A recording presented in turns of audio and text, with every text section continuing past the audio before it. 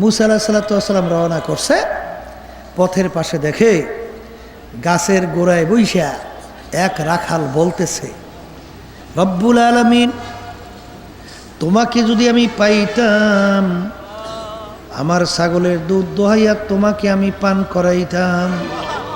তোমাকে যদি আমি পাইতাম, গোসল করাইয়া সুন্দরভাবে সাজাইয়া পরাইয়া দিতাম।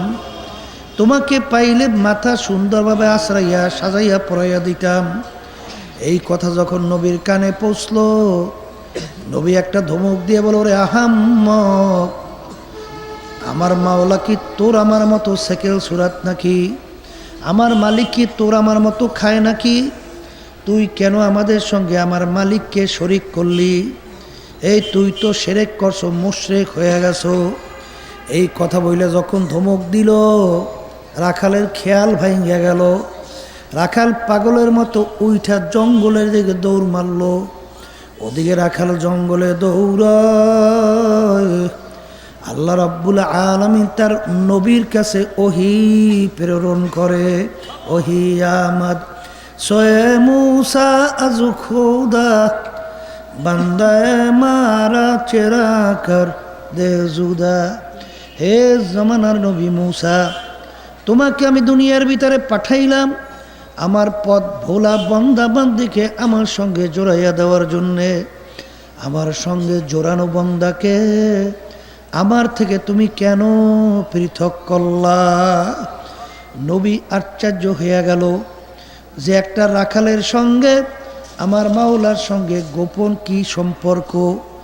জমানার নবী হইয়া পর্যন্ত খবর রাখতে পারে নাই। নবী তালাশ করে রাখাল কোথায় পাওয়া যায়। রাখালকে দেখে জঙ্গলের ভিতরে চিল্লায়, আর দুই চোখ দিয়া পানি পড়ে। নবী ডাক দিয়ে বলে, রাখাল রে, তুই যেই কথাগুলো বলছিলি ওই কথাগুলো আবার একটু বল। তোর ওই কথাগুলো আমার মাওলা বড় পছন্দ করছে। তখন রাখাল ডাক দিয়া বলে, নবী রে, ওই কথা যদি আমি এখন বলি আসলেই তো আমি মুশরিক হইয়া যাব। কারণ হুজুর, ওই অবস্থা তো এখন আর আমার নাই। যখন আপনি আমাকে বাধা দিছিলেন হুজুর, তখন আমি মাওলার সিদরাতুল মুনতাহা পার হইয়া আমার মাওলার ৭০,০০০ নূরের পর্দার চতুর্পাশে ঘুরতেছিলাম। আমার মাওলার সঙ্গে দেখা হবে হবে, এই অবস্থায় আপনি আমাকে বাধা দিছেন। হুজুর, ওই অবস্থা তো এখন আর আমার না। আলহামদুলিল্লাহ নাহমাদুহু ওয়া নাস্তাঈনুহু ওয়া নাস্তাগফিরুহু ওয়া নু'মিনু বিহি ওয়া নাতাওয়াক্কালু আলাইহি ওয়া নাউযু বিল্লাহি মিন শুরুরি আনফুসিনা মান ইয়াহদিহিল্লাহু ফালা মুদিল্লা লাহু ওয়া মান ইউদ্লিলহু ফালা হাদিয়া লাহু ওয়া নাশহাদু আন লা ইলাহা ইল্লাল্লাহ ওয়াহদাহু লা শারীকা লাহু ওয়া নাশহাদু আন্না মুহাম্মাদান আবদুহু ওয়া রাসূলুহু। أما بعد فأعوذ بالله من الشيطان الرجيم. بسم الله الرحمن الرحيم. اذكروا الله كذكركم آباءكم أو أشد ذكرا. صدق الله العلي العظيم. সবাই দুরূদ শরীফ পড়ি। আল্লাহুম্মা সাল্লি আলা এর নামাজ জানা, এটা নামাই জানা তো। সাল্লাল্লাহু আলাইহি ওয়া আলা আলিহি ওয়া আসহাবিহি ওয়া বারাকা ওয়া সাল্লাম।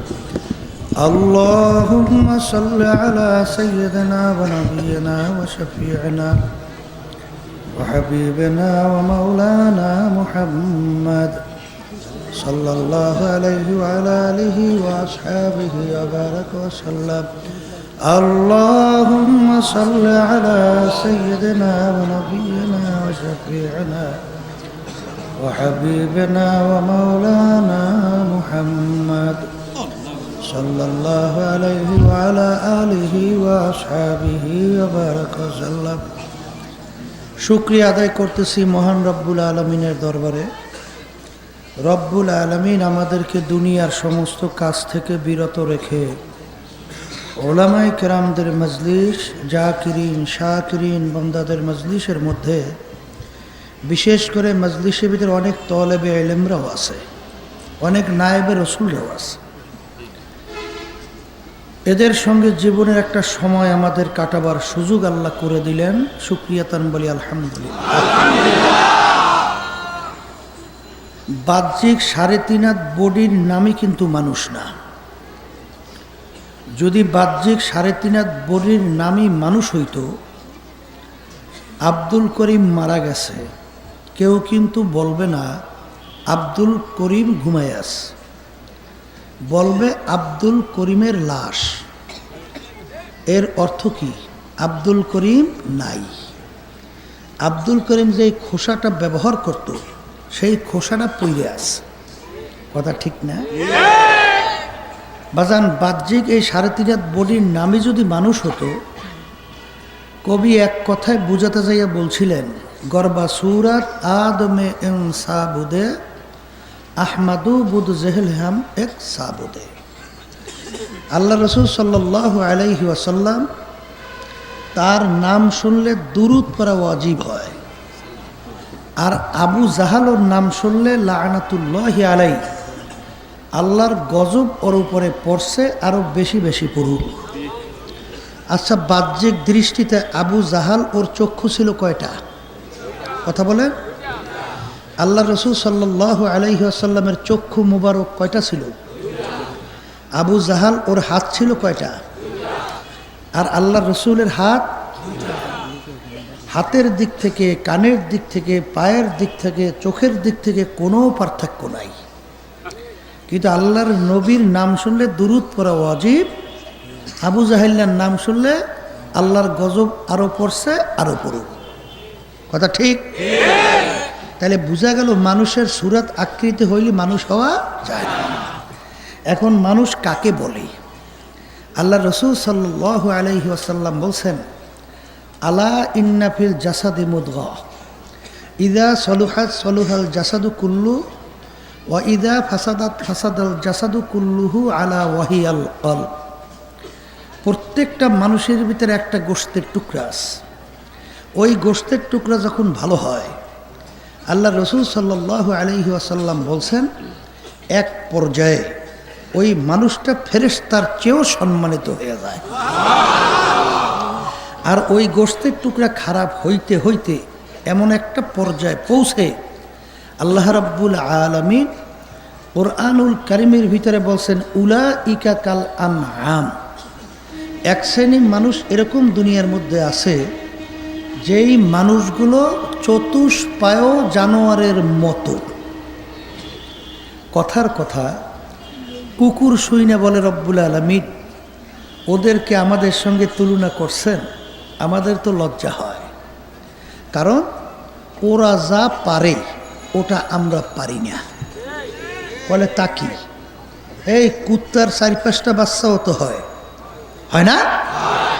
আচ্ছা বলেন তো, যতক্ষণ পর্যন্ত বাচ্চাগুলো এই খাইয়া চইলা ফিরা খাওয়ার মতো, চইলা ফিরা বাঁচার মতো উপযুক্ত না হয়, ততক্ষণ পর্যন্ত মা কুত্তা বাচ্চাগুলাকে ফালাইয়া অন্যত্র কোথাও যায়? জানের ঝুঁকি নিয়ে বাচ্চাগুলা লালন পালন করে না?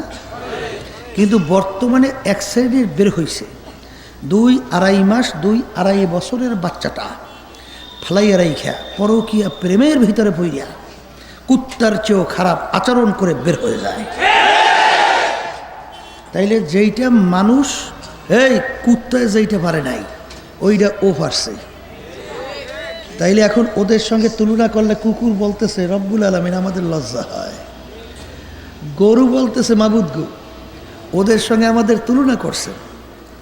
ওরা যা পারে আমরা তা পারি না। কলে তাকি, এই মাঠের ভিতরে যখন গরু ছাইরা দেয়, গরু যা পায় তাই খায় না, আর উপযুক্ত ওইটাই খায়? কথা বলেন। কচুর ডাঁটা চেনেন না? কচুর ডাঁটা যদি গরুর মুখের ভিতরে ঢুকে যায় ওইটাও খায়, জিব্বা দিয়ে ঠেইলে ফালাইয়া দেয়। ঠিক বর্তমানে এক শ্রেণীর মানুষ নামের পশুর চেয়ে খারাপ, ওরা যা পায় তা খায়। কি গু আর কি মুট, যা পায় তা খায়। কি ঘুষ আর কি সুদ, কি পরের মাল আর কি সরকারি মাল। কথা বলেন। এই ক্ষমতা দলের সঙ্গে জড়াইয়া টেন্ডারবাজি, চাঁদাবাজি, কি বোঝেন? এমনকি বাজারে বাথরুম আসছে, বাথরুমও খাইয়ে বেলায়। ঠিক গরিব আমার মা বোনদের জন্যে টিন আসে, বিস্কুট আসে, ওই বিস্কুট পর্যন্ত চোরারা খাইয়ে বেলায়। ওরা মানুষ? গরুতে যা পাইছে তা খাইছে, কিন্তু ও যা পাইছে খাইছে। গরু বলতেছে রব্বুল আলামিন ওরা যা পারে আমরা তা পারি না, তাই তুমি আমাদের সঙ্গে ওদের তুলনা করছো। রব্বুল আলামিন বলে এতরা পাও কই? করে রব্বুল পাবো না কেন? ওরা যেখানে থাকে ওখানেই তো আমরা থাকি, সবই তো দেখি। তখন আল্লাহ বলতেছেন কথা ঠিকই তো বলছো, তাইলে তোদের মতো না, বাল হুম আদাল। এক শ্রেণী মানুষ এরকম দুনিয়ার মধ্যে আছে যেগুলা কুত্তা, শিয়াল, শুয়ারের চেয়েও খারাপ। কথা ঠিক? এ আল্লাহর বান্দারা, আমাদের এলাকায় একটা প্রবাদ বাক্য আছে, 7 জন সুদখোর, ওর নাম যদি লেখা গরুর পায়ে পোকা লাগে না? যদি লাগাইয়ে দেওয়া হয় পোকা পর্যন্ত হাইটে নাইমা চলে যায়। ব্যাপার বোঝেন নাই? পোকা পর্যন্ত ওর নাম সহ্য করতে পারে নাই। তাহলে বোঝা গেল এক শ্রেণী মানুষ আল্লাহ বলছেন কুত্তা, শিয়াল, শুয়ারের চেয়েও খারাপ। কে বলছে? শুকরের চেয়েও খারাপ। বলে তা কেমন? শুকুর হইল 18,000 মাখলুকাতের ভিতরে সবচেয়ে নিকৃষ্ট প্রাণী। বলে তা কি? কুত্তার চামড়া আপনি যদি দাবাগাত করেন, প্রসেস করেন, কুকুরের চামড়া পাক হয়, কিন্তু শুকুরের চামড়া যে কায়দায় আপনি প্রসেস করেন, দাবাগাত করেন, ও কোনোদিন পাক হয় না। আর একটা চামড়া আছে মানুষের চামড়া, যখন গায়ে থাকে পাক, বাইরে নামলে না পাক। কথা ঠিক? শুকুর পারে কাউরারা, ওদের জাতির নাম কি? কাউরা। কাউরা হইল ওদের জাতির ভিতরে সবচেয়ে নিকৃষ্ট। কথা বুঝেন? কাউরা যখন নাকি শুকুরকে কমন করে, শুকুর কিন্তু কাউরার কমান মানে, কিন্তু বর্তমানে এক শ্রেণী, এই আল্লাহর বান্দারা, শুকুরের চেয়েও খারাপ। বলে তা কেমন? এই আল্লাহ রসুল সাল্লাল্লাহু আলাইহি ওয়াসাল্লাম দুনিয়াতে আসার পরে তার দুধ, মায়ের দুধ পান করছে না? এই করছে। সে কিন্তু দুটোটা দুধ পান করতেন না, কারণ তার দুধ ভাই আছে। দেখেন মায়ের কোলে থাকা অবস্থায় ইনসাফ রক্ষা করছে, সে একটা দুধ পান করতে, আর একটা দুধ খাইলে তার মায়ের ভাইয়ের হক নষ্ট হবে, এই জন্য আরেকটা দুধ সে পান করতেন না। কাফেরেরা পর্যন্ত আল্লাহর নবীর উপাধি দিছে আল আমিন। কি? অর্থাৎ এর চেয়ে সত্যবাদী দুনিয়াতে আর দ্বিতীয় জন্ম হয় না। এই আবু জাহেলিয়া, হেরাক্লিয়াস তার কাছে চিঠি লেখছে আল্লাহর হাবিবের নাম উল্লেখ করিয়া। একজনের বিরোধিতা করতে হইলে প্রথমে একটু প্রশংসা না করলে, প্রথম পর্যায়ে বিরোধিতা করলে ওই চিঠি করে গুরুত্ব হয় না। হয় প্রথমে একটু প্রশংসা করি টরিয়া করলে সবই ঠিক আছে, কিন্তু তল দিয়ে যদি ঘুষ দেয় তাইলে এই দেখায়। কথা বোঝেননি? মানে নামাজ পড়ে, রোজা রাখে, টুপি মাথায় রাখছে, দাঁড়িয়ে রাখছে, লম্বা জামাও আছে, তাসমিনিয়া জেকেরও করে, ওদিকে টেবিলে তৈলটা দিলে ওইটা একটু খায়। কথা বোঝেন নাই? একটু প্রশংসা করছে, আবার তল দিয়ে কাম হারিয়ে দিচ্ছে। যেন আল্লাহ রসুল সাল্লাহ সাল্লামের বিরোধিতা করবে। হেরাক্লিয়াসের কাছে চিঠি লেখছে আল্লাহর হাবিবের প্রশংসা, লেখতে লেখতে প্রায় 10 লাইন। বুঝলেন? এখন শেষে লেখে যে ছেলেটা তো ভালোই ছিল, ইদানিং মাথা খারাপ হয়ে গেছে। বলে তা কি? তার বাপ দাদা 14 গোষ্ঠীর ধর্মের কলঙ্ক এবং বিরোধিতা করিয়া ধ্বংস করতে আস। হেরাক্লিয়া চিন্তা করছে ব্যাপার কি, যার এত প্রশংসা লেখলো হ্যাঁ মাথাটা খারাপ হয় কেমনি, ওই সিডির উপরে ভিত্তি করা যাইবে না, তাহলে দূত দল পাঠাও, এই যাইয়া তারা একটু সচক্ষে একটু পর্যবেক্ষণ করিয়ে আসো। পাঠাইস, পাঠানোর পরে আল্লাহর হাবিবের সামনে এই পড়ার পরে সব আল্লাহর হাবিবের হাতে মুসলমান হইয়া সব ভুলে গেছে। কথা ঠিক না? এই জন্য আমার বাজানদেরকে বলবো, এই আল্লাহ রসুল সাল্লাল্লাহু আলাইহি ওয়াসাল্লাম তার ইতিহাসের ভিতরে দেখবেন না কোনোদিন একটা মিথ্যা বলছে, কোনোদিন একটা জুলুম করছে। শুধু তাই না, আপনারা জানেন আগে তো গোত্রে গোত্রে বাজাবাজি ছিল, বংশে বংশে বাজাবাজি ছিল। এক বংশ আর এক বংশের লোকদেরকে ওসিয়াত করিয়ে যাইত যে আমি প্রতিশোধ নিয়ে যাইতে পারলাম না, তাইলে তোমাকে ওসিয়াত করে গেলাম প্রতিশোধ নিয়ে, অর্থাৎ কতল। কথা বোঝেন? আল্লাহ রসুল সাল্লাল্লাহু আলাইহি ওয়াসাল্লাম আসার পরে সব আল্লাহর ফজলে দূর হয়ে গেছে, মীমাংসা হয়ে গেছে। হজরে আসওয়াদ পাথর, বোঝেন? এখন কোন গোত্রের লোক আল্লাহর ঘরের সঙ্গে লাগাইলে বাজে ঝগড়া, সবাই মীমাংসার জন্য আল্লাহ রসুলকে কি ফয়সালা হিসেবে মানস। আল্লাহ রসুল দেখেন কত বড় জ্ঞানী ছিল, একটা রুমাল লাইসা দিয়া এই নিজের হাতে এই পাথরটার ওইটার মধ্যে রাখছে, রাইখে বলে 4 গোত্রের 4 জনে 4 কোনায় রুমাল ধরো। ধরছে, সবাই তো ধরা হয়েছে, এখন উঠেই রাখবে কিনা। আল্লাহ রসুল সাল্লাল্লাহু আলাইহি ওয়াসাল্লাম নিজের হাতে উঠাইয়া ওই কর্নারের ভিতরে লাগাই দিস। ঝগড়া সব কি মীমাংসা। এই আল্লাহ রসুল সাল্লাল্লাহু আলাইহি ওয়াসাল্লাম যিনি অর্থের জন্যে সম্পদের জন্যে কোনো দিন কৌশল করেন নাই, কোনো ধরনের বড় লোক বলেন আর ছোটো লোক বলেন আর যা বলেন হারাম হালাল তমিজ করে চলছে কি চলে নাই? আল্লাহ রসুল সাল্লাল্লাহু আলাইহি ওয়াসাল্লাম দুনিয়ার কোনো সম্পদের পিছনে পইরা এই ওদের কথা অনুযায়ী আল্লাহ হাবিবের হক কথা বলা বন্ধ রাখছে। এক পর্যায়ে আল্লাহ রসুল গেছেন, এই তার মেয়ে ফাতেমা রাদিয়াল্লাহু তাআলা আনহা ঘরে গেছেন দেখার জন্য, যাইয়া দেখে তার 2 নাতি হাসান হোসাইন রাদিয়াল্লাহু তাআলা আনহুমা পেটের ক্ষুধায় এই কই মাছ যেরকম নাকি তৈলের ভিতরে দিলে ছটফট করিয়া এরকম কি করতে থাকে, লাফাইতে থাকে, বাচ্চাগুলা পেটের ক্ষুধায় লাফায়।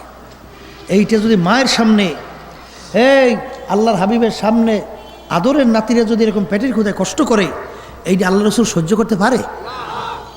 আল্লাহ রসুল সরদার দোজাহান চইলে গেছে মানুষের কাজ করার জন্য, বদলা দেওয়ার জন্য। আমরা বরিশালকে বদলা কি করার জন্য? দিন মজুরি কাজ করার জন্য। এক ইহুদি কূপের থেকে পানি উঠায়। আল্লাহ রসুল সাল্লাল্লাহু আলাইহি ওয়াসাল্লাম বলতেছেন, যদি কূপের থেকে আমি পানি উঠাইয়ে দিই 1 বালতির বিনিময়, তুমি আমাকে কি দেবা? কলে 2টা করে খেজুর। তা আল্লাহ রসুল সাল্লাল্লাহু আলাইহি ওয়াসাল্লাম এই গর্তের থেকে পানি উঠানো শুরু করছে। আল্লাহর কুদরত, ওই যে বালতির সঙ্গে রশি বাঁধা, হঠাৎ রশিটা সেইরা বালতিটা কূপের ভিতরে পড়ে গেছে। পড়ে যাওয়ার পরে ইহুদি এত বড় জালেম আল্লাহ রসুলের গাল মোবারকের উপর থাপ্পড় মেরে বসছে। আল্লাহু আকবার, আল্লাহ! আল্লাহর হাবিবের গাল মোবারকে থাপ্পড় মারছে। আল্লাহর হাবিবের জাহেরা হাতখানা বাহিরে আর বাতেনা হাতখানা পানির ভিতরে ঢুকিয়ে দিচ্ছে। ঢুকিয়ে দিয়ে কূপের তল থেকে বালতি নিয়ে আসছে। এই ওর রশি হইল পচা রশি, পচা রশি ছিঁড়ে পুড়ে গেছে। আল্লাহ রসুলের দোষ? কথা কয়। এখন এহুদি চিন্তা করলো, আমি তো জুলুম করছি, কাকে থাপ্পড় মারছি। আর যখন নাকি ওই এই গোপনী হাত দ্বারা যখন নিচ থেকে বালতি নিয়ে আসছে, মনে করছে সর্বনাশ তো করছি। এখন ওর হাতের ভিতরে জ্বালা যন্ত্রণা শুরু হয়ে গেছে। আল্লাহর হাবিব কাজ কইরা নিজে খেজুর খাইয়া তার নাতিনুৎকরের জন্য, মেয়ের জন্য খেজুর নিয়ে গেছে, খাইয়া লইয়া তাদেরকে ঠান্ডা করছে। ওদিকে ইহুদির হাতের ভিতরে জ্বালাফোড়া, ইহুদি সহ্য করতে না পারে হাতটাকে কোপ দিয়ে কাটিয়ে ফেলাইছে। কথা বোঝেন? এখন চিন্তা করছে, এখন ওদিকে হাতের কাটিয়ে ফেলাইছে জ্বালা, ওদিকে থাপ্পড় মারছে, সেটাও অন্যায়। কাকে থাপ্পড় মারছে শুনছে মুসলমানদের নবী। তালাশ করতে করতে আল্লাহ রসুলকে পাইছেন। পাই বলেন, আমি তো অন্যায় করছি, আমি তোমাকে অন্যায়ভাবে থাপ্পড় মারছি, এই বিরহে বেদনায় আমি অপরাধের কথা মনে করি আমার নিজের হাত আমি কাইটে ফেলছি। এখন আমার হাতের অবস্থা এই, এখন কি করব। আল্লাহ রাসূল সাল্লাল্লাহু আলাইহি ওয়াসাল্লাম কাটা হাতটা হাতে নিয়ে ওর যে জায়গা থেকে কাইটে বলেছে ওই জায়গায় লাগাই দিয়ে আঙ্গুল দিয়ে টান দিয়ে দিস। টানের সঙ্গে সঙ্গে যেই হাত সেই হাত। ইয়াহুদি দল সর্বনাশ। ইয়াহুদি কলেমা পড়ে মুসলমান হয়ে গেছে। কথা বোঝেন না? আল্লাহর বান্দারা, পর্দা আলের মা বোনেরা, আমি যেই কথা বলতে চাইছিলাম যে মানুষের সুরাত আকৃত হইলে মানুষ হওয়া, জোরে কন জোরে কন। আল্লাহর দরবারে কে ধনী কে গরিব এ কোনো পরিচয় আছে? কে পীর আর কে মুরিদ আছে কোনো পরিচয়? কে সুন্দর আর কে কালা পরিচয় আছে? যদি থাকতই মুসা আলাইহিস সালাম রওনা করছে, পথের পাশে দেখে গাছের গোড়ায় বইসা এক রাখাল বলতেছে, রব্বুল আলামিন, তোমাকে যদি আমি পাইতাম, আমার ছাগলের দুধ দোহাইয়া তোমাকে আমি পান করাইতাম। তোমাকে যদি আমি পাইতাম, গোসল করাইয়া সুন্দরভাবে সাজাইয়া পরাইয়া দিতাম। তোমাকে পাইলে মাথা সুন্দরভাবে আশ্রাইয়া সাজাইয়া পরাইয়া দিতাম। এই কথা যখন নবীর কানে পৌঁছলো, নবী একটা ধমক দিয়ে বলো, রে আহাম্মক, আমার মাওলা কি তোর আমার মতো সেকেল সুরাত নাকি? আমার মালিক কি তোর আমার মতো খায় নাকি? তুই কেন আমাদের সঙ্গে আমার মালিককে শরিক করলি? তুই তো শিরক করছো, মুশরিক হয়ে গেছো। এই কথা বইলে যখন ধমক দিল, রাখালের খেয়াল ভাঙিয়া গেল। রাখাল পাগলের মতো উইঠা জঙ্গলের দিকে দৌড় মারল। ওদিকে রাখাল জঙ্গলে দৌড়ায়। আল্লাহ রাব্বুল আলামিন তার নবীর কাছে ওহী প্রেরণ করে, ওহী আমাদ সোয়ে মুসা আজু খোদা বান্দায়ে মারা চেরা কর দে জুদা। হে জামানার নবী মুসা, তোমাকে আমি দুনিয়ার ভিতরে পাঠাইলাম আমার পথ ভোলা বন্দা বান্দিকে আমার সঙ্গে জোড়াইয়া দেওয়ার জন্যে। আমার সঙ্গে জোড়ানো বন্দাকে আমার থেকে তুমি কেন পৃথক করলা? নবী আশ্চর্য হইয়া গেল যে একটা রাখালের সঙ্গে আমার মাওলার সঙ্গে গোপন কি সম্পর্ক। জমানার নবী হইয়া পর্যন্ত খবর রাখতে পারে নাই। নবী তালাশ করে রাখাল কোথায় পাওয়া যায়। রাখালকে দেখে জঙ্গলের ভিতরে চিল্লায় আর দুই চোখ দিয়া পানি ভরে। নবী ডাক দিয়ে বলে, রাখাল রে, তুই যেই কথাগুলো বলছিলি ওই কথাগুলো আবার একটু বল। তোর ওই কথাগুলো আমার মাওলা বড় পছন্দ করছে। তখন রাখাল ডাক দিয়া বলে, নবী রে, ওই কথা যদি আমি এখন বলি আসলেই তো আমি মুশরিক হইয়া যাব। কারণ হুজুর, ওই অবস্থা তো এখন আর আমার নাই। যখন আপনি আমাকে বাধা দিছিলেন হুজুর, তখন আমি মাওলার সিদরাতুল মুনতাহা পার হইয়া আমার মাওলার ৭০,০০০ নূরের পর্দার চতুর্পাশে ঘুরতেছিলাম। আমার মাওলার সঙ্গে দেখা হবে হবে, এই অবস্থায় আপনি আমাকে বাধা দিছেন। হুজুর, ওই অবস্থা তো এখন আর আমার নাই। মঞ্জে সেদরা মুনতাহা বা গুজারতাম ১০০০০ সাল চাজু গোশতে আম। হে দুনিয়াদার পাগল আমার বাবারা, আমার মালিকের দরবারে কে পীর কে মুরি, বাজান কে আলেম কে বাজান কে আলেম না, কে শাইখুল হাদিস কে বড় মুফতি, এই পরিচয় কিন্তু আমার মাওলার দরবারে নাই। বাজান যদি থাকতই, ফাতেমা রাদিয়াল্লাহু তাআলা আনহা ইন্তেকালের পরে, কবর দেওয়ার পরে আবু যর গেফারি রাদিয়াল্লাহু তাআলা আনহু কবরকে লক্ষ্য করে বলতেছেন, হে কবরে মাটি, সাবধান, বেয়াদবি করিও না। তোমার গর্বে কাকে রাখছি জানো? সরদারে দৌজাহান মুহাম্মদুর রাসূলুল্লাহ সাল্লাল্লাহু আলাইহি ওয়াসাল্লাম, তার কলিজার টুকরার সন্তান ফাতেমাকে তোমার গর্বে রাখলাম, ও কবর মাটি সাবধান, বেয়াদবি করিও না। তোমার গর্বে কাকে রাখছি জানো? আল্লাহু আকবার, আলী কাররামাল্লাহু ওয়াজহু, তার স্ত্রীকে তোমার গর্বে রাখলাম, হে কবরে মাটি সাবধান, বেয়াদবি করিও না। তোমার গর্বে কাকে রাখছি জানো? হাসান হোসাইন তার আম্মাকে তোমার গর্বে রাখলাম, হে কবরে মাটি সাবধান, বেয়াদবি করিও না। আমার মালিকের হুকুমে কবরের মাটির জবান খুইলা গেল। কবরের মাটি ডাক দেবরে, আবু যর গেফারি, আমার কাছে কার মেয়ে, কার স্ত্রী, কার আম্মা, এই পরিচয় আমার কাছে কোনো কাজ হবে না। যে আমার কাছে ভালো আমল নিয়ে আসবে সেই একমাত্র আমার কাছে ভালো ব্যবহার পাবে। আর খারাপ আমল নিয়ে যদি আমার গর্বে আসে, আমি কবরে মাটি দুই পাশ থেকে এমনভাবে চাপ মারব, এক পাঁজরে হাড্ডি নিয়ে অন্য পাঁজরের মধ্যে মিশাইয়া দেব। আমার কাছে কোনো খাতির হবে না।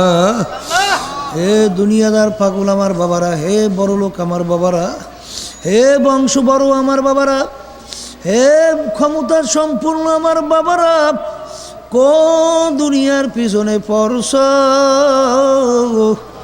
কোন সম্পদের পিছনে পড়ছ, বাজারে একটু মাঝে মধ্যে নিরিবিলি একটু মোরাকাবা করো। আল্লাহ আল্লাহ।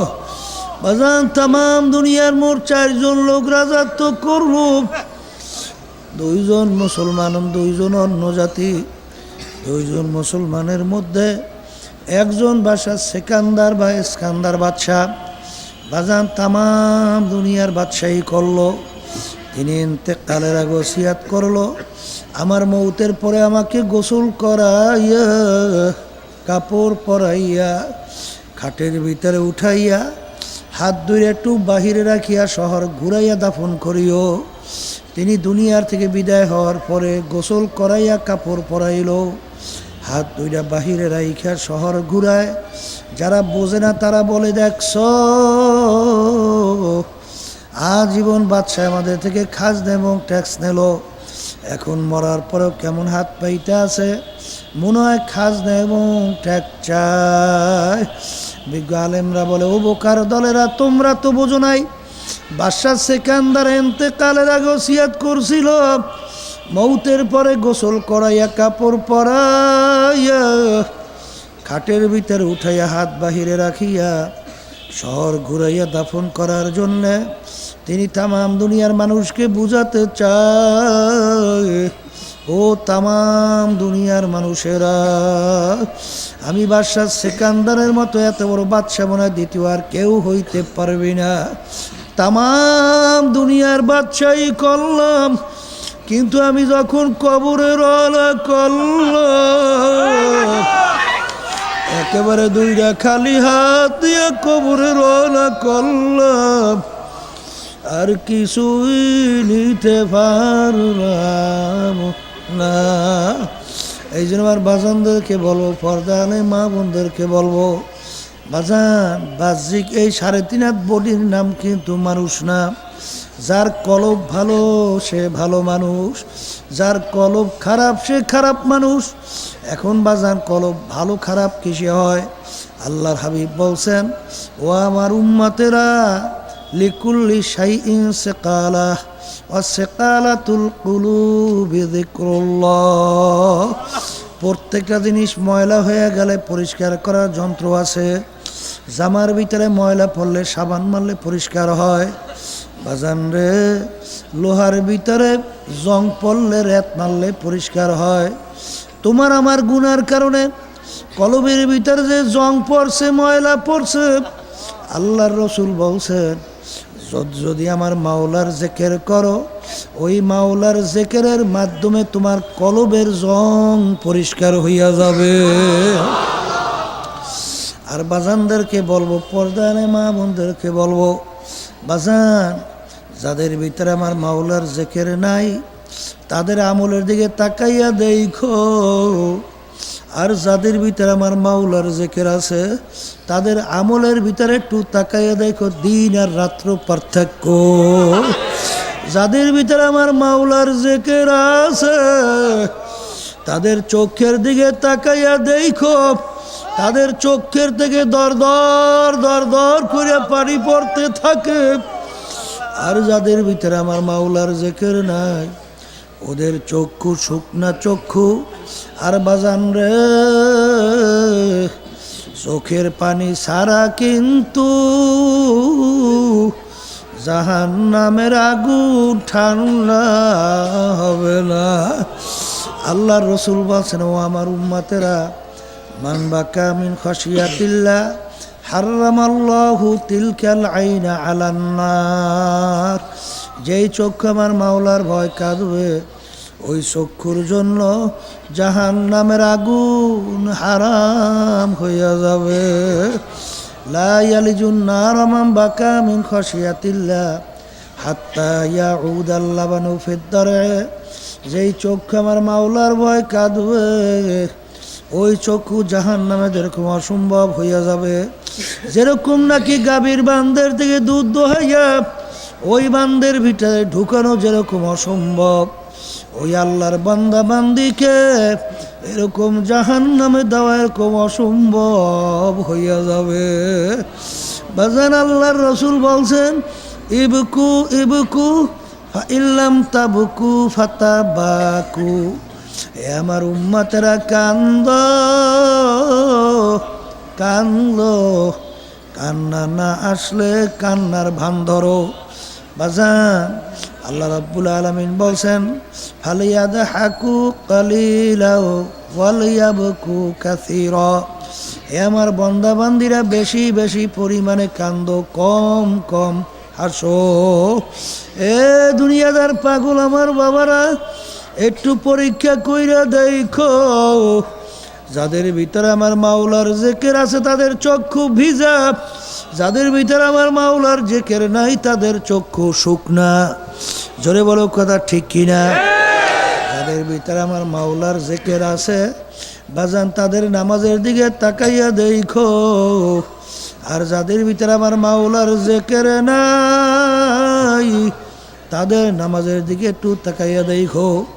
যাদের ভিতরে আমার মাওলার জিকির আছে বাজান, তারা যখন নামাজে দাঁড় হইয়া যায় মনে হয় যেন নামাজের ভিতরে আমার মাওলার সঙ্গে কথোপকথন চলতে থাকে।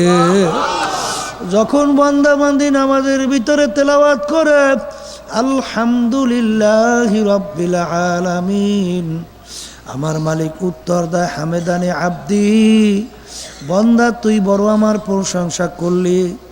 যখন বন্দা বলে আর রহমানির রহিম, আমার মালিক উত্তর দেয়, সদাকানি আব্দি, এই বন্দা বান্দি তুই সত্যই বলছো, আসলেই তো আমি রহমানুর রহিম। এ দুনিয়াদার পাগল আমার বাবারা, আমার মাওলার দুইটা সেবাদ, রহমান এবং রহিম। রহমান আমার মালিক আমভাবে দুনিয়া এবং আখেরাত সব সময়ের জন্য। বাজান, আজকে দুনিয়ার মধ্যে আমার মাওলার সমস্ত নেয়ামত দিয়া তুমি আর আমি বাইচা আছি। এক শ্রেণীর মানুষ বাজান আমার মাওলার হুকুমের বিরুদ্ধাচারণ করে, নাফরমানি করে, তাদের কি কিন্তু আমার মাওলায় খাওয়ায় কি খাওয়ায় না? আমার মাওলা তাদেরকে বাতাস নেয়ামত শ্বাস টানতে দেয় কি দেয় না? বাজান, কারণ এখানে আমার মাওলার সিফাত রহমান, সবার জন্য রহমান, কিন্তু কিয়ামতের ময়দানে আমার মাওলা সিফাত ধারণ করবে রহিম। বাজান রে, রহিম সিফাত ধারণ কইরা আমার মাওলা ঘোষণা দিবেন, আমতাজুল ইয়াউমা আইয়ুহাল মুজরিমুন। হে নাফরমানের দলেরা, হে নেমুখ হারামের দলেরা, আজকে তোরা আমার বান্দা বান্দিতে থেকে পৃথক হইয়া যা। দুনিয়ার মধ্যে আমার বান্দা বান্দিদের সঙ্গে একত্রে চলছো, একত্রে খাইছো, আমার খাস বান্দা বান্দিদেরকে কত কষ্ট দেছ, আমার বান্দা বান্দিদেরকে সুযোগ পাইলে মারছো, মিথ্যা অজুহাতের মাধ্যমে জেলেও ঢুকাইছো। আজকে আমার বন্দা বান্দিদের থেকে থাকতে পারবি না, আজকে আমার বন্দা বান্দিদের থেকে পৃথক হইয়া যা। বাজান ইমামুল আজম আবু হানিফা রহমাতুল্লাহ আলাই বাজান, যার ইতিহাস পড়লে দেখবেন 40 বছর পর্যন্ত এশার অজু দিয়া ফজরের নামাজ আদায় করছে। এর অর্থ কি বাজান? অজু যায় না তা না, 40 বছর পর্যন্ত বিছানে পিঠ লাগাইয়া ঘুমায় নাই।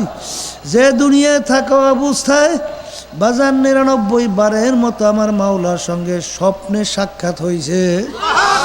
বাজারে এত বড় আবেদ বাজান রে, তিনি একদিন তাহাজ্জুদের নামাজ পড়তেছে, আয়াত তেলাওয়াত করতে করতে তার সামনে চলে আসলো অমতাজুল ইয়াউমা আইয়ুহাল মুজরিমুন। আমার মালিক যখন বলবে, হে নেমুখ হারামের দলেরা, নাফরমানের দলেরা, আমার বন্দাবান্দি থেকে তোরা পৃথক হইয়া যা। আবু হানিফা রহমাতুল্লাহ আলাইহির ভিতরে ভয় আইসা গেল। কিয়ামতের ময়দানে আমার মালিক যখন ঘোষণা করবে, সেদিন যদি আমি নাফরমানের কাতারে পইরা যাই, আমার কি উপায় হবে? বাজান 2 চোখ দিয়া পাইয়া বাইয়া পানি পড়ে, শরীর থর থর করিয়া কাঁপতে আছে, আর বারবার ঘুরাইয়া ঘুরাইয়া আয়াত তেলাওয়াত করে। বাজান রে, সারা রাত্র চইলা গেল, রুকু সেজদা করার আর সুযোগ পায় নাই। এ দুনিয়াদার পাগল আমার বাবারা, যেই আবু হানিফা রহমাতুল্লাহ আলাইহি যেই জাহান্নামের ভয়, যেই মাওলার আযাব ও গজবের ভয়, বাজান সারা রাত্র চিন্তায় চিন্তায় কাঁদতে কাঁদতে রাত্রি কাটাইয়া দিল। কিন্তু কই, তুমি আর আমি গুনার পর গুনাহ করতেছি,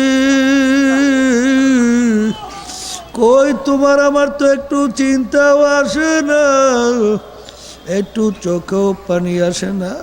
কিন্তু মনে রাখিয়া, যেই মামলার তদবির নাই, সেই মামলারও কিন্তু খালাস নাই। বাজান আমার আব্বাজান রহমাতুল্লাহ আলাইহি বলতেন, যেই মামলার তদবির নাই, সেই মামলারও কিন্তু খালাস নাই। এই জন্য আল্লাহর ওলিদের ইতিহাস পড়লে দেখবেন, সাহাবায়ে কেরামদের ইতিহাস পড়লে দেখবেন, বাজান তারা কাঁদতে কাঁদতে আমার মাওলার কবরে চইলা গেছে। বাজান আমার দাদাজানের মুখে শুনছিলাম, আমার আব্বাজানের মুখে শুনছিলাম, দাদাজানের কথা বলছিলেন।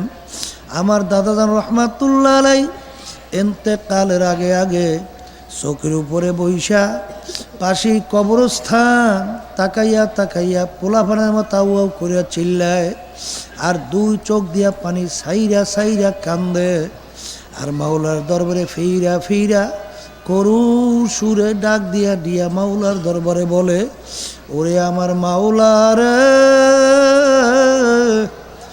ওরে আমার মাশউক রে, তুমি যদি আমাকে মাপ না করো, আমি একা কেমনে থাকবো ওই অন্ধকার কবরে?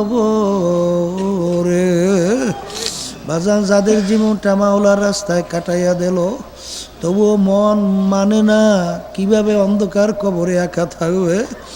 এ কবরের যাত্রীরা, যেই কবর তোমার আমার জন্য অপেক্ষা করতেছে, ওই কবরে তো বাতি নাই, ওই কবরে তো সাথী নাই, ওই কবরে তো বালিশ নাই, ওই কবরে তো বিছানা নাই। আল্লাহ রাবি বলছেন, ও আমার উম্মতেরা, কবর প্রতিদিন 5 বার তোমাকে আমাকে ডাক দেয়।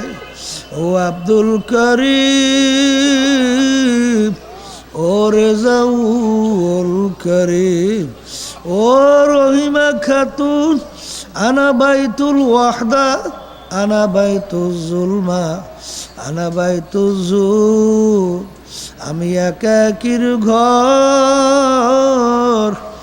আমি অন্ধকারের ঘর, আমি পোকামাকড়ের ঘর। আল্লাহু আল্লাহ। এই জন্য আর বাজানদেরকে বলবো, পর্দালে মা বোনদেরকে বলবো, বাজান রে, অনেক আল্লাহর বন্দারা, পর্দালে মা বোনেরা আজকে দুনিয়া সব বাংলাদেশের মধ্যে দল চেনছে, দলের নেতা নেত্রী চেনছে বাজান। আবার অনেক সময় বাইরা বলে দলের সঙ্গে আমার রক্ত গোশত মিলে গেছে। জোরে বলো নাউজুবিল্লাহ। এ দুনিয়াদার পাগল আমার বাবারা, দুনিয়ার সমস্ত লোক, সমস্ত বাজান দল নেতা নেত্রী সবাই একত্রিত হইয়া আমার মাওলার নেয়ামত, এক ফোঁটা রক্তের মতো নেয়ামত তৈরি করতে পারবে। এই রক্ত নেয়ামত কে দান করলো? এক টুকরা গোশত তৈরি করতে পারবে? এই নেয়ামত কে দান করলো? মাগনা রক্ত পাইছো আর মাগনা গোশত পাইয়া কার সঙ্গে মিলাও? এই আল্লাহর বান্দারা শুইনা রাখো, আল্লাহ রাব্বুল আলামিন কোরআনুল কারীমের ভিতরে বলছেন, ইয়াউমা নাদউ কুল্লা উনাসিম বিইমামিহিম, কিয়ামতের ময়দানে আমার মালিক প্রত্যেকটা মানুষকে তার দলের নেতা নেত্রীর সঙ্গে ডাকবে। ডাইকে রব্বুল আলামিন বলবেন, তোর দলের নেতা নেত্রী যেদিকে যায় ওদের পিছনে পিছনে সেই দিকে চইলা যা। যার সঙ্গে যার মোহাব্বত তার সঙ্গে তার কিয়ামত। এই জন্য আমার বাজানদেরকে বলবো, পর্দালে মা বোনদেরকে বলবো, বাজান আমি আপনাদের জন্য দোয়া করি, আমি আপনাদের কাছে দোয়া চাই, মালিক যেন আমাদের কলবকে ভালো কইরা বাজান খাস আল্লাহর বান্দা, পর্দালে মা বোনদেরকে খাস আল্লাহর বান্দি বানাইয়া তারপর যেন কবরে ডাক দেয়। আল্লাহুম্মা আমিন। এ ঘরের মেয়ে লোকেরা হাত উঠাও, গুনার কথা মনে করো, দুই চোখের পানি ফালাও, মাওলার দরবারে কান্দো আর মাপ চাও। বাজান আল্লাহু আকবার, আল্লাহু আকবার। এ মা বোনেরা যদি চোখে পানি না আসে, মন কি বেজরে মন রে, একদিন ঘরের দরজা দিয়ে নতুন বউ হয়ে উঠছিল রে মন। কত মেয়ে লোকে শরবত খাওয়াইলো, কত মেয়ে লোকে বাতাস করলো, আবার এমন একটা দিন আসবে এই ঘরের দরজা দিয়ে মরা লাশ হইয়া বের হবা। ছেলে কানবে মামা করে, মেয়ে কানবে মামা করে, জবাব তো আর দিবানা। আল্লাহ আপনি এই মাঠের দিয়ে চাইয়া দেখেন আপনার বান্দারা কিভাবে কান্দে। আমাদের ছেলেও মরে নাই, মেয়েও মরে নাই, গুনাহ করে বসছি রে, মাফ করে দেন গো মাওলা, মাফ করে দেন। আল্লাহর বান্দারা জোর করে কান্দেন, জোর করে কান্দেন। সন্তান মারা গেলে চোখে পানি আসে, সম্পদ নষ্ট হয়ে গেলে চোখের মধ্যে পানি আসে। তোমার আমার গুনার কারণে যে জাহান্নামের আগুন জ্বলছে, ওই জাহান্নামের আগুন চোখের পানি ছাড়া ঠান্ডা হবে না। এ আল্লাহ যাদের উসিলায় মাহফিল হইল, যারা মাহফিলের জন্য চেষ্টাকারী সাহায্য করলো, আমরা যেখানে উপস্থিত হয়ে গেলাম, আমাদের সবার উপরে খাস মেহেরবানি নাজেল করেন আল্লাহ। আল্লাহ আমাদের আম্মা আব্বা আত্মীয় স্বজন যে যার কবরে শুয়া রয়েছে, সবার কবরকে আপনি বেহেশতের বাগান বানাইয়া দিয়েন আল্লাহ। যতদিন দুনিয়াতে রাখবেন মুসলমান অবস্থায় রাখিয়েন, যখন ডাক দেবেন ঈমান সহকারে ডাক দিয়েন। সুবহানা রাব্বিকা রব্বিল ইজ্জাতি আম্মা ইয়াসিফুন ওয়া সালামুন আলাল মুরসালিন আলহামদুলিল্লাহি রাব্বিল আলামিন।